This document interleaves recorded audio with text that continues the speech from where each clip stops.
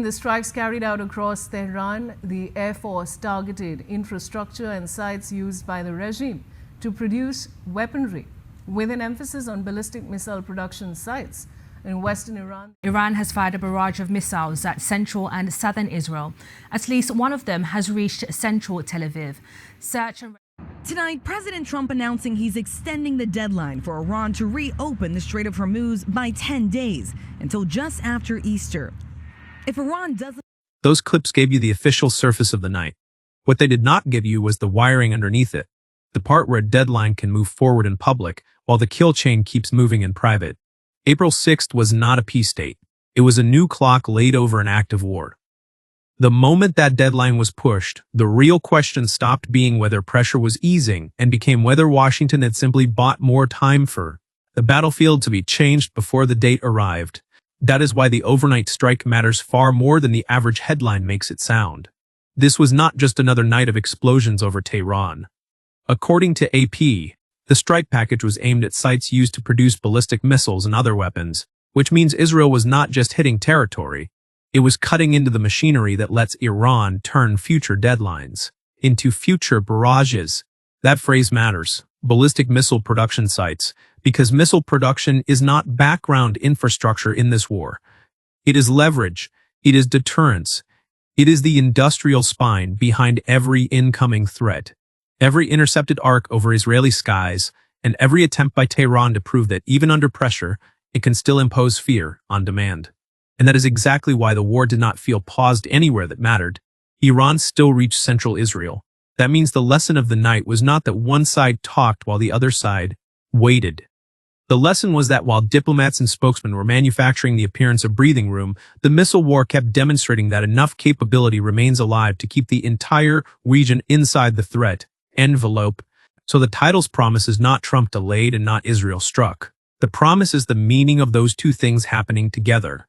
The meaning is this: the United States publicly extended the deadline, and Israel used the same strategic moment to keep reducing the systems that make that deadline terrifying in the first place. If you're here for that layer, the one below the podium statements and above the battlefield smoke, subscribe now, because this channel tracks what governments are trying to buy with time, not just what they say about it. And tell me where you're watching from, because a war built around missile sites and the Strait of Hormuz is never just a local war for long. The audience that clicked this title came with one question burning through everything else. Did Trump buy peace, or did he buy preparation? Because if the answer is preparation, then April 6th is not a cooling off date at all. It is a fuse date. And the war beneath the rhetoric is already trying to shape what survives long enough to matter when that fuse burns down. That is why you cannot read the extension in isolation. A deadline only means restraint if the people with the target folders start behaving like they expect the next phase to be unnecessary. That is not what this battlefield looks like. This battlefield looks like time is being used, not respected. And you can see the human meaning of that in places like Arad and Dimona. Reuters noted that these towns sit close to Israel's secretive nuclear reactor zone and major military sites including Nevatim Air Base. In Dimona, 5 people were hospitalized, including a 2-year-old boy in serious condition. So when missiles get through there, Iran is not just trying to create casualties. It is trying to put fear around the perimeter of what Israel considers strategically untouchable. That 2-year-old boy is more than a tragic detail. He is the reason abstractions like deadline, message traffic, and strategic pause are never enough. Because to the people living under this war, the real question is not whether the map is theoretically stabilizing. The real question is whether the next surviving launcher, the next hidden storage point, the next missile that slips through is already on its way. And that takes you straight back to why the overnight strike was aimed where it was aimed. Missile sites are where fear gets manufactured before it is launched. They are where a state stores the ability to punish, coerce, and negotiate from a position of threat. Hit those sites hard enough, and you are not just destroying equipment, you are trying to shrink the opponent's political imagination. But missiles are only half the coercion here. The other half is Hormuz. PBS described the strait as remaining in Iran's grip while blocking 1/5 of the world's seaborne oil and natural gas from moving normally. That means Tehran does not need to win a conventional war to make itself expensive. It only needs to keep proving that the global economy feels every extra day this conflict stays unresolved. That is why this deadline terrifies capitals far beyond Tehran and Tel Aviv. Missiles frighten the public, Hormuz frightens governments. A city can absorb one night of blasts and still tell itself the damage is containable. But once shipping, fuel, prices, and supply chains start taking hits, the war escapes the battlefield and enters kitchens, markets, ports, and every cabinet room that thought it could watch from a distance. So when Trump moves the date to April 6th, he is not just moving a military threat. He is moving the point at which the United States might have to decide whether it is willing to bear the global economic, the cost of waiting longer, or the political and legal cost of striking harder. Either choice carries a bill, and Iran's entire Hormuz strategy is built around making that bill impossible to ignore. Now look at the information war wrapped around all of this. Trump says talks are going very well. Iran continues to publicly insist it is not negotiating with the White House. That is not just contradiction, that is design. Washington gets the language of momentum and flexibility. Tehran gets the language of defiance and sovereignty. Both sides get to communicate without paying the full domestic price of admitting what kind of communication is really happening. That is why you should never hear the word talks in a war like this and assume it means peace is close.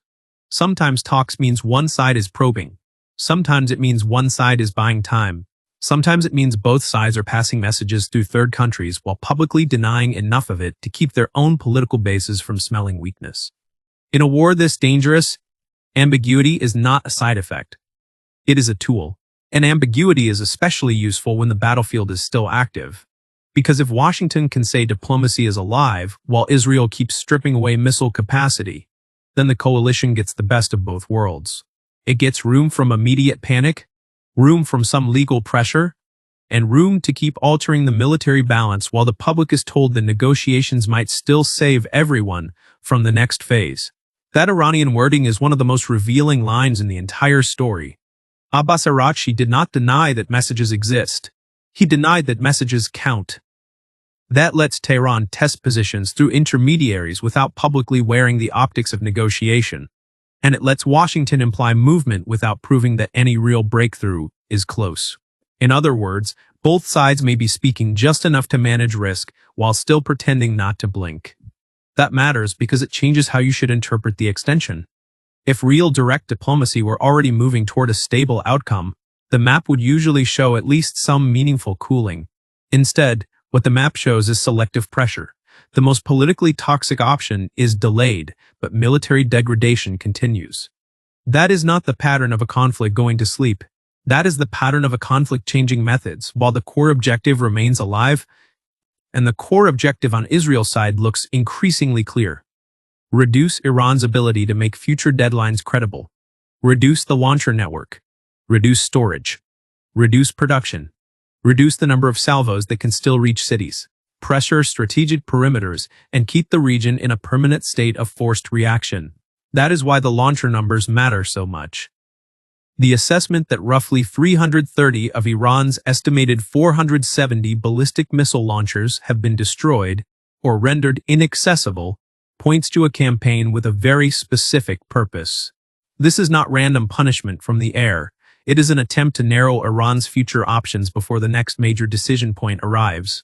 But there is a trap in reading those numbers the wrong way. A degraded missile force is not the same thing as a harmless missile force.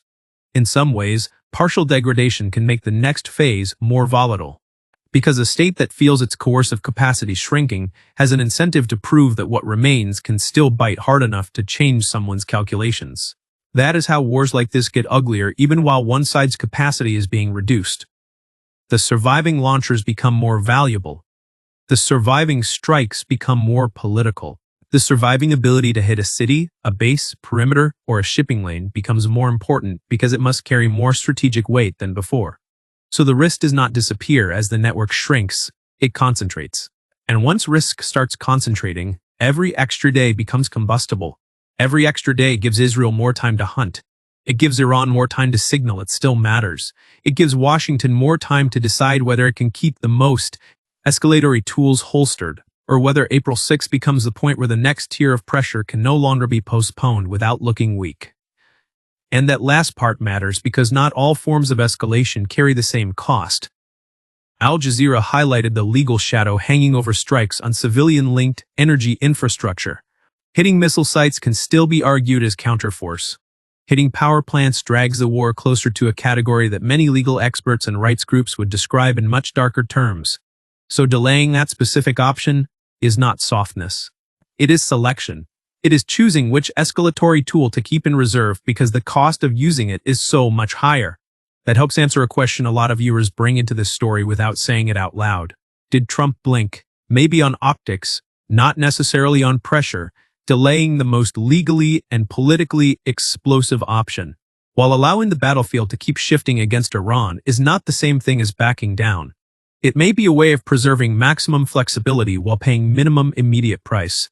And that is exactly why the title had to be written the way it was written. Trump extends Hormuz deadline is one half of the trap. Israel hits Tehran missile sites overnight is the other half. Put them together and you get the truth that sits between them. Public delay can coexist with private acceleration. In fact, in wars like this, that is often the point. So now take the two possible endings seriously. If the talks are real, then they are happening over the deliberate reduction of Iranian leverage. The coalition would be trying to negotiate from a battlefield it first tried to improve. That means diplomacy is not replacing force. It is feeding on force. And if the talks are mostly theater, then the meaning gets even colder. Then April 6th is not a peace window at all. It is cover for more pressure, more preparation, more target development, more force positioning, and more attempts to make sure that if the next deadline actually arrives intact, Iran has fewer tools left to make good on the threats that gave the deadline meaning in the first place. Either way, the same conclusion survives. The deadline did not pause the war. It changed the shape of the war. The public was shown a date. The battlefield was shown a task. And the task appears to be the continued destruction of the systems that make Iranian retaliation and Hormuz coercion credible enough to keep everyone afraid.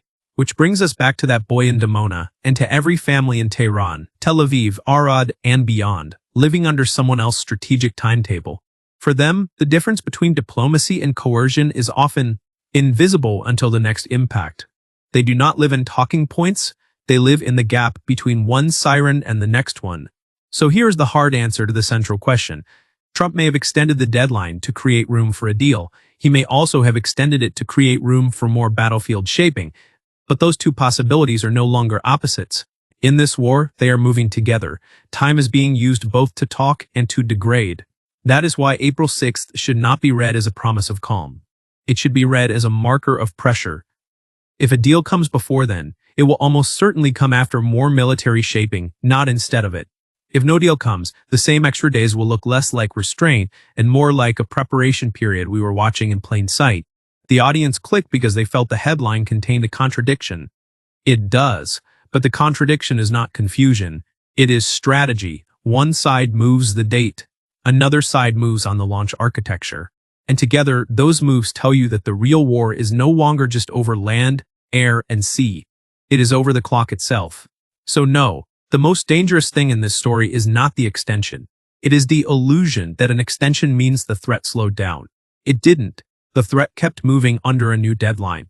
And that is why the night after a pause looked so much like preparation for the next phase instead of relief from the current one. And if that reading is right, then April 6th is not the end of uncertainty. It is the date by which everyone involved is trying to decide whether Iran's missile and maritime leverage has been reduced enough to force a settlement, or whether the next escalation will arrive with fewer warnings, cleaner justifications, and a battlefield already softened for it. That is the part they will never say plainly on a podium. The pause happened in language. The war kept happening in systems, and until those systems stop being hunted or stop being able to fire, the countdown is still alive. Stay with this channel. We follow the war where official explanations end and strategic reality begins.